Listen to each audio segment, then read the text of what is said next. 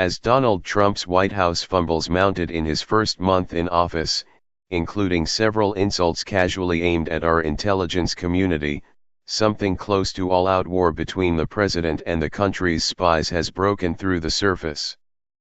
Faced with a commander-in-chief who compares them to Nazi Germany and accuses them of being very anti-American, intelligence professionals have fought back with leaks, per time-tested tradition.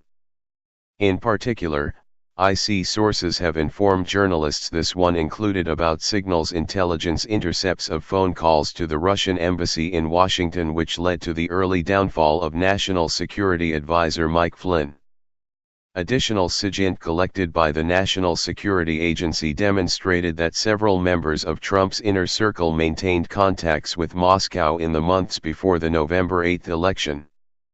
In neither case did anyone inform the media of the content of those calls, but the mere fact that they had been intercepted posed problems for the new administration. These revelations have been highly embarrassing to the White House, and led to denunciations of leakers by the president on down, as well as assurances that the malefactors who talk to the press without authorization will be tracked down and punished. This drama has an unavoidably Nixonian flair, since that vindictive president, too, waged a war on leakers, ultimately leading to the break-in at the Watergate, which unraveled Richard Nixon's presidency. Many Trump backers have professed outrage at America's leaky spies, whom they claim are acting out of loyalty to the previous administration. That charge is absurd, since there are hardly any political appointees in the IC. Save a few very high-ranking IC personnel, our spies are professionals, not donors appointed to cushy Washington jobs. In this sense, the intelligence community is very unlike other parts of the federal government. One charge, however, is more serious, and that is the claim from certain Trump supporters that the president is the target of a conspiracy hatched by the deep state in Washington. According to this take, the IC and related elements of our secret government have gone rogue and are acting beyond their remit. In this telling, resentful spies are spreading stories about President Trump, especially regarding his mysterious ties to Russia, in order to remove him from office. This viewpoint seems to be backed by the president himself, who last week at his one-of-a-kind press conference made it clear that he is the victim of fake news peddled by the mainstream media, and the entire Russia issue is a fraud. As Trump explained, you can talk all you want about Russia, which was all a, fake news, fabricated deal. Russia is fake news. Russia, this is fake news put out by the media. The issue of the alleged deep state in Washington has important political implications and requires a bit of unpacking. Of course, a deep state of a sort exists in the United States, as it does in every country, even the most democratic and law-based ones. Everybody spies, therefore pretty much every country has intelligence services. Security agencies by their nature are secretive, and must remain so in order to function in the spy war. Their activities are not subject to the usual public releases of information that accompany nearly all other federal activities in this country.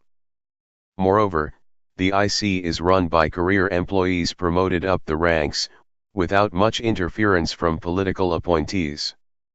In general, this is a good thing, since nobody sensible wants to put powerful intelligence agencies in the hands of politically motivated neophytes or worse, hacks without any background in the spy trade.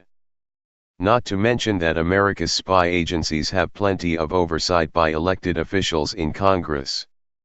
For more than 4 decades, intelligence committees in both the House and Senate have had full access to all IC activities, and have squashed spy operations that seemed potentially illegal or poorly thought out. This is yet another byproduct of Watergate, when congressional hearings revealed IC shenanigans that were curtailed for good in the mid-1970s. The current intelligence oversight system is that legacy. Indeed, the term deep state isn't American or even Western in origin, rather Turkish. It's called Derin Devlet in that language, and for decades it's meant the military and intelligence officials who have worked behind the scenes in Ankara to maintain the country's secular institutions and values, as enshrined by Mustafa Kemal Ataturk, the founder of the Turkish Republic in 1923. Serving as a state within a state, Duran Devlet reputedly has been the hidden hand which has thwarted efforts aimed at weakening Turkey and its secular Kemalist values. That deep state has been at war with Islamists and Kurdish separatists for years, using subversion and propaganda and on occasion, violence to blunt enemies. While some aspects of the Duran Devlet myth are based in reality, over time it's become the all-purpose bogeyman for Turks unhappy with the Kemalist system. Its shadowy and sinister hand is easily detected behind any activity no matter how trivial that Islamists in particular dislike. It's therefore no surprise that the deep state has served as the ubiquitous enemy of President Recep Tayyip Erdogan, who during his 13 years of power in Ankara has waged repeated campaigns against this elusive and wily foe. Erdogan's pervasive efforts to re-Islamize Turkey, thereby undoing Kemalism in fact if not in name, have been met with vociferous deep state opposition, according to the government. To fight back, Ankara has purged the military and security services repeatedly, most notoriously in the so-called Ergenekon trials, which lasted from 2008 and 2013, and led to prison terms for several top generals, who were said by Erdogan supporters to be the sharp end of the Duran Devlet. That this complex conspiracy to subvert the system seems not to have existed outside the regime's imagination was immaterial in Ankara. Similarly, last summer's mysterious coup, said by Erdogan to have been the last gasp of the all-but defeated deep state, offered the Islamists one more opportunity to purge the military, the security services, and the whole state apparatus of those it considered stumbling blocks to its far-reaching, back to the Ottoman future domestic agenda. Whether or not the deep state exists in Turkey, few doubt that it does in some form. Its myth unquestionably has been a huge boon to Erdogan in his ceaseless quest for enemies to crush in order to consolidate his power. It would be terrible for the United States if the Trump administration convinces citizens that any sort of Duran Devlet in Turkish fashion exists in our country. Since it certainly does not. In the first place, American spies exhibit no political unity. There are Republicans, there are Democrats, there are independents. Nearly every political viewpoint under the sun is represented in the IC, and while generalizations can be made, e.g. FBI agents are mostly conservatives while CIA analysts are largely liberals, they are so broad, and so marred by exceptions, as to be almost useless.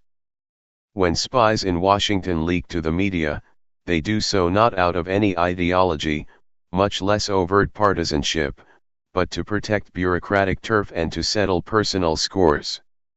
Mark Felt, the senior FBI official whose leaks to the Washington Post as the infamous Deep Throat made Watergate a national scandal, spilled the beans on the Nixon White House for entirely personal reasons. President Nixon repeatedly refused to appoint Felt, who was no liberal, the Bureau's director, the top post that the bitter leaker felt he deserved. Exposing the Watergate scandal was Felt's careerist vendetta. Today, the intelligence community is deeply unhappy with President Trump. They dislike his repeated public insults and impugning of their professional integrity, something no president has ever done before. Many spies distrust the commander-in-chief, which is why some of our secret agencies are withholding highly classified intelligence from a White House they think is penetrated by Russian intelligence. The Russia angle is most troubling to the IC. Behind closed doors, plenty of American intelligence experts believe that President Trump is the pawn of the Kremlin, wittingly or not, and assess that it's only a matter of time before unseemly Moscow ties are exposed and the White House enters unsurvivable political crisis. Rebellion is brewing in Washington.